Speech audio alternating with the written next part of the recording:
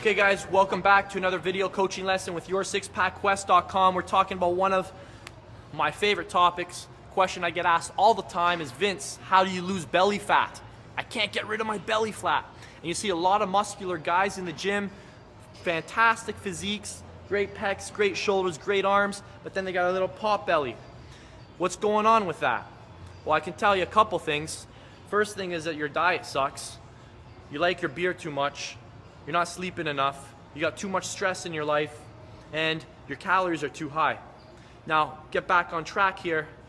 Let me tell you what my program is all about, because it's all about losing belly fat, but it doesn't involve any of the things that a lot of people tell you that are gonna help lose it. For example, you aren't gonna see any abductor, adductor machines, you aren't gonna see any ab rollers, you aren't gonna see any diet pills, you aren't gonna see any ellipticals in my program. Let me tell you some of the things that will contribute to getting rid of your body fat. And realize there's so many things that are going to contribute to losing your body fat. So depending on where you are today, consider this, the alphabet from A to Z. We're not trying to go from A to Z in 1 week.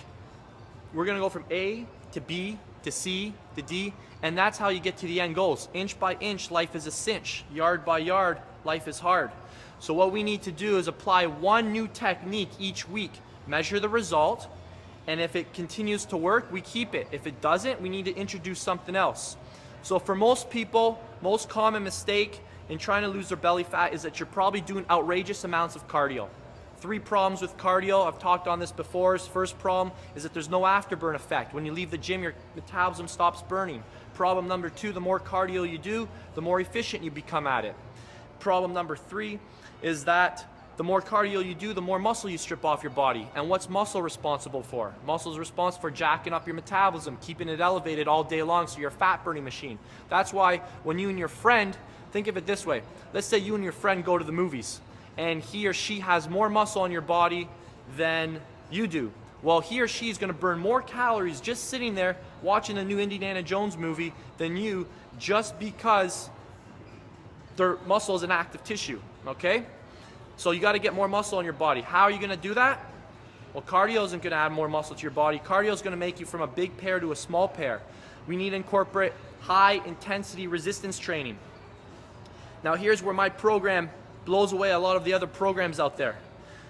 A lot of people focus on resistance training only on one element. They focus on strength, so they focus on getting stronger and stronger. And that's fantastic, but it neglects speed, conditioning, force. Those are other elements that we need to focus on creating that metabolic demand.